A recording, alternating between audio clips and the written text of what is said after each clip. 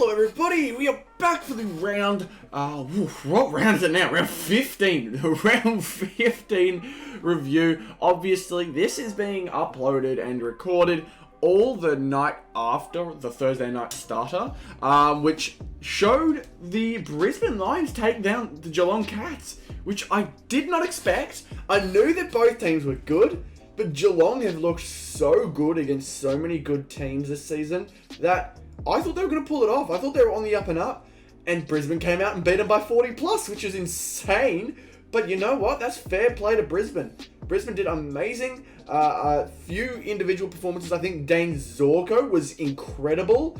I'm not too sure who else did amazing. I think Dane Zorko is just, off the top of my head, one of the better players. But yeah, this video is being recorded after that game, and right before we get to the Friday night game, who I can't remember what the game is. I'll quickly check right now. It is Richmond versus Saints, which is going to be another interesting matchup. Yeah, Dane Zorko with a huge game. We got Oscar McInerney again. He's doing his thing. Surprisingly, he looks really interesting out there sometimes, but Guthrie did well. Lockie Neal did well. A lot of players who I wish I had in my lineup now, especially Guthrie, because he would have been just another solid pickup for the team. However, I did not put him in my team this week. But we go over to our Star Powers team. Obviously, last week was interesting, but this week we've got a few changes. We've got Joel Selwood still in. He didn't have an insane game like he did against the Dogs, like I was hoping for him to do. If I quickly check, he had 13 disposals, 4 marks and tackles between the two. It was not really a great performance from him, and it's kind of disappointing how he played. I can already tell you right now that Daniel Rich played better than him. So that was really unfortunate.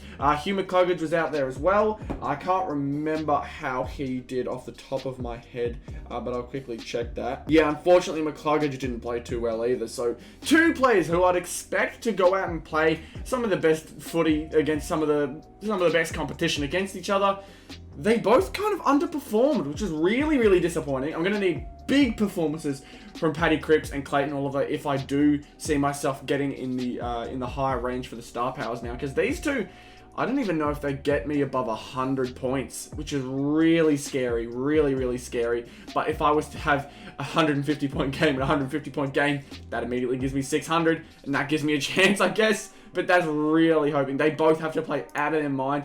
And I don't know, maybe Paddy Cripps plays an incredible game. He's just signed his massive contract extension, so there's potential. It may happen, but Clayton Oliver, he's going to have to go crazy if I want to expect any crazy Star Powers results this week, unfortunately.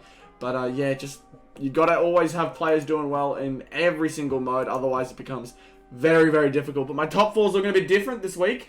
I have gone with Toot Miller as my midfielder. I've liked the way he's been playing. He's played really, really consistently, and I do think he could come out and do it again. I think if there's anyone that could consistently put up a good game, Toot Miller could be one of them. He's been pretty solid all season anytime he's played. He's been out through injuries, I think, at some points, but Toot Miller's been good. Max Gawn is in the lineup again. I just wasn't sure whether Brodie Grundy was going to be back in the lineup, so that's the reason why I've got Max Gawn in there. Marcus Bontempelli, he's always one of the safest options for the forward line, because he's usually getting the ball a lot, kicking some goals. But if you didn't have Marcus Bontempelli, you could try and get maybe like someone like Kyle Langford. He plays a lot on the ball and around the ball, a lot more than any other forwards, and may get a lot more points than some other forwards. But then we go to the back line. We've also got Rory Laird in there. There's a lot of options in the back line, which is why top 4 is always so stressful for me, because you have to pick the best one in order to really see yourself doing anything awesome. And it's very hard to pick the right one sometimes, especially because I'm not sure how many people picked Dane Zorko or expected him to do as well as he did. But we go to top 18. This is what it's looking like. I'm not too stressed with it. I think it's a really good looking team. A few risks and changes here and there. So you can see there, Cam Guthrie's not in there, which ended up being a mistake, because I don't think Jared Lyons played as well as Cam Guthrie. So I probably should have swapped him out. But Jared Lyons played awesome last week. It's just That luck, man. You gotta stick with your players sometimes, but I just struggle to do so because Cam Guthrie he was pretty quiet when I had him in my team last week, and then as soon as I take him out, he goes out and plays a big game. So it's really about sticking with your team. That's why I've got Darcy Parish still in there. I'm gonna see whether he can pull out something big coming up. But yeah, the mid is a little bit different than usual. Jack Steele has stayed in there because when I had him in there, he played an awesome game. So I'm going to try and see whether he comes out tonight with a big game against Richmond. But a lot of really interesting cards here and there. I kept Jack Lukosius in. He had an awesome game last week. I'm hoping he can do more of the same tonight. He's on the up and up, and I hope he can keep that good form going because I've got him in there instead of Jake Lloyd, and it could be a little bit of a risk. I'm not too sure. But yeah, we go to the other players in the back line. We got Jack Crisp. He's always been consistent for me. He's been decent for pretty much the entire time I've had him on my team. Same goes with Callum Mills. He gets involved in the ball a lot more than others. Lockie Whitfield, he plays very strong. A lot of people mentioned and pointed out his efforts in his game against Carlton last week. It was pretty disappointing to see just how hard Lockie Whitfield was outworking all the other Carlton players, even when all their coaching staff are on the line at this point. We've also got Dyson Heppel out there. He's a level-headed veteran of the league now, and he knows what he's doing. So I'd like to keep one of those in the game just in case they have to pull out a big performance to help their team out. But we go to the forward line. Zeeble, he's often kicking the ball out. He often plays the back line. And when you're on the bottom of the ladder, it's not bad. It's not terrible to have a bottom of the ladder back line player in your forward line, I guess. But Marcus Bontempelli in there for obvious reasons. Same with Carl Langford, as I discussed in the top 4. Toby Green he's been alright this season, but when he comes out with good games, he looks awesome. Shane Bolton has pulled out some really big performances. Not only does he kick goals, he gets some decent possessions. He gets, on the rare occasion, 20 possessions plus, which is good for a small forward. And he's been doing a hell of a lot more this season. He's been doing it a lot more. And I've got Buddy Franklin in there. I just want to see him kick a bag of goals. I want to see a forward player kick a bag of goals for my team. Can we have that happen? I'd really appreciate it. That is my top team. As you know, last week I had Richmond players in that weren't supposed to be in there. I've taken out a lot of them because I can't believe I did so. Shea Bolton's still in there, but I'm hoping that this week we see a better result than 226. I'm hoping to get in the top 100 at the very least. A top 10 finish would be nice because I've done it before, but obviously you have to have a perfect team to get even close, and sometimes that's even more difficult. But I'll show you my tips very, very quickly. As you can tell right here, my score shows something different, but we're going to round 16. No, we don't want round 16. We want round 15. Where's round 15? I don't know where it is. I can't find it. But I'll quickly tell you what teams I've picked. So I picked the Cats over the Lions, which ended up being a mistake. It's not here, so I'm just going to tell you out loud. I picked the Cats over the Lions, and I know that didn't end up too well for me. A 40-plus performance is a bit disappointing. I picked Richmond over Saints. If Saints manage to pull it off tonight, fair play to them, but they've looked really rough this season, especially during the last 3 or 4 weeks. Just not great performances. I picked Collingwood over Fremantle.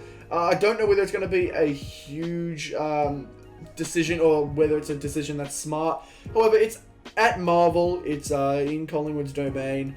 Collingwood haven't looked too bad recently. They're 15th at the moment versus the 11th Dockers. But I think the Collingwood Magpies can pull it off. North Melbourne versus Gold Coast. I've tipped North Melbourne. I'm confident in doing so. And for some reason, they're favourites over the Suns. I don't know why, but I'll take it. If North can pull off a win, they looked decent against Brisbane last week, and considering they lost by less to Brisbane than Geelong did, I don't know how the hell that works. But North Melbourne, I'll take you this one time. Please don't let me down. We've got Port versus Sydney. I'm going with Port. I don't know why. I think Sydney could pull off something nice, but yeah, I've gone Port Adelaide. I'm going to say they're going to get this one. I've gone Melbourne over Essendon. Melbourne has been just the top of the team pretty much most of the season. I'd say it was kind of hard to tell between the Dogs and Melbourne eventually, but Melbourne played really, really well against them, and I can't take that away from them. I still think they're top of the table. Who knows what'll happen going into the finals, but I'm going GWS over Hawthorn. Hawthorn, they just don't look too great this year. I know that Sydney win may change a few people's minds, but they're not my favourite team, so I'm going to say that the GWS Giants take that one. I'm not going to predict the upset. West Coast vs Dogs, I've been pretty confident all season saying the Dogs, even because they just when they're like actually working with their proper system, they look absolutely dominant. If you can shut down their system, and I've said it plenty of times, if you can shut down their system, you can take them out completely. But when their system works, it works really, really well. The only team that I've seen who haven't been able to really get a hold of their system but outplay them has been Geelong. Melbourne completely outplayed them. They stopped their system and they made them look like fools. And so you kind of got to give, like I've said plenty of times, you've got to give those teams their props. They've done really, really well there. So I'm going to say the Dogs take out West Coast, but if West Coast can do something to stop that, good stuff on them. And I can't actually remember who I said between Carlton and Adelaide. I think I've tipped Adelaide. And honestly, that game could go either way, but Carlton, not many people have had faith in them. It is at Marvel, so there's a higher chance that this one's going to Carlton. But I'm not too sure. I think Adelaide's going to take it. I have a hunch. Adelaide have more fight in them. They've been really hungry all season to beat some top of the table teams. Carlton, they struggle to find themselves sometimes, so it's a little bit difficult to tip with them regularly. But those are my tips. Hopefully you have understood that and are up to date with that. But that is who I've picked. Hopefully you guys enjoyed this video. Hopefully you guys are ready for an awesome weekend. It's already started off with a huge win, a huge bang for the Brisbane Lions. And hopefully you guys will enjoy the weekend full of content. I'm going to try and put out some good stuff. I've got another pack opening coming this weekend, and I'm going to try and put out another video as well during that time. So hopefully you guys enjoyed this video, and I will see you all in the review of the round. I'll catch you on the next time, guys. See ya.